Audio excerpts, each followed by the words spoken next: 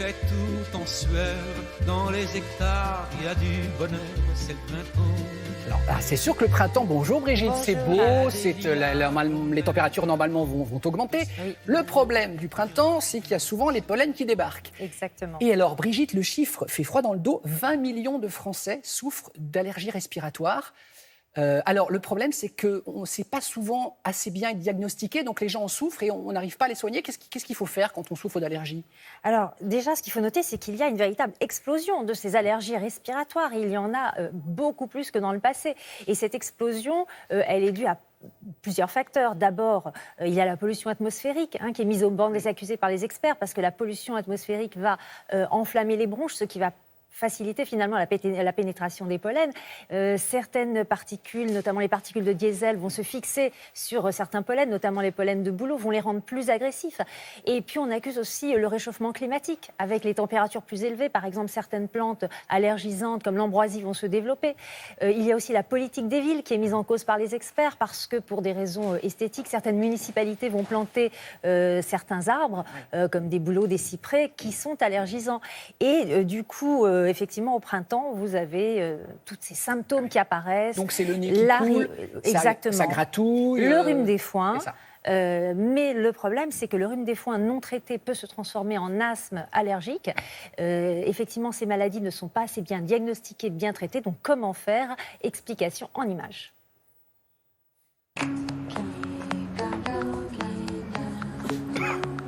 Pour faire le diagnostic d'allergie respiratoire, on l'évoque sur des symptômes chroniques ou récidivants, le nez qui coule, des éternuements, une obstruction nasale ou de l'asthme, et puis sur l'aspect saisonnier toute l'année ou pendant une saison de pollen. Puis après, on fait des tests allergologiques vis-à-vis de ces différents allergènes qu'on a retrouvés à l'interrogatoire, un pollen de graminées, un pollen de bouleau, un acarien, des fanères d'animaux. Et ce sont les tests cutanés, in fine, qui vous donnent le diagnostic de l'allergène responsable de l'allergie respiratoire. Il est important de savoir quel est l'allergène qui est responsable, parce que vous allez mettre en œuvre des mesures d'éviction vis-à-vis de l'allergène responsable. Par exemple, vous êtes allergique aux acariens, pas de boquette, pas de tapis, aérer tous les jours au moins une demi-heure, mettre des housses anti-acariens.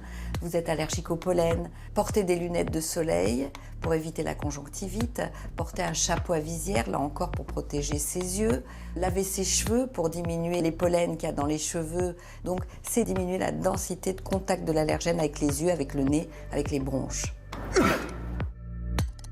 Pour traiter les allergies respiratoires, il y a des traitements qu'on dit symptomatiques, c'est-à-dire les antihistaminiques qui vont vous diminuer la rhinite, la conjonctivite. Puis après, si vous avez déjà de l'asthme, de la toux, c'est les bronchodilatateurs. Et un stade un peu plus important, un asthme chronique, c'est les corticoïdes inhalés. Si ça ne suffit pas, on envisage la désensibilisation ou immunothérapie allergénique. Vous respirez normalement en mettant bien dans la bouche, la pince sur le nez. Alors la désensibilisation consiste à donner des petites doses d'allergènes que vous allez augmenter progressivement pour donner une dose qu'on appelle vaccinante et qui va orienter votre système immunitaire vers une tolérance à cet allergène qui vous donnait des symptômes. La majorité des sujets sont allergiques aux acariens et au pollen, donc vous pouvez désensibiliser aux acariens et au pollen. Alors quand on dit pollen, il faut savoir lequel. Pollen de bouleau, pollen de graminées, pollen d'herbacées, pollen de cyprès en Méditerranée. Donc vis-à-vis d'un allergène bien authentifié pour faire une désensibilisation ciblée. Si vous avez choisi le bon allergène qui est responsable de la majorité des symptômes, c'est 70% d'efficacité.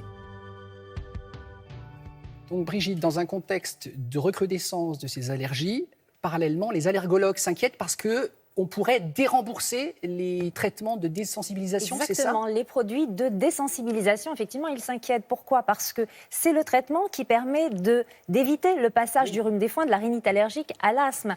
Et ils disent, voilà, en cas de déremboursement, qu'est-ce qui va se passer ? Finalement, on ne va pas faire d'économie, puisque on va aller vers des maladies plus sévères qui coûteront plus cher à la société. Donc à surveiller. À surveiller, bien sûr. Merci Brigitte.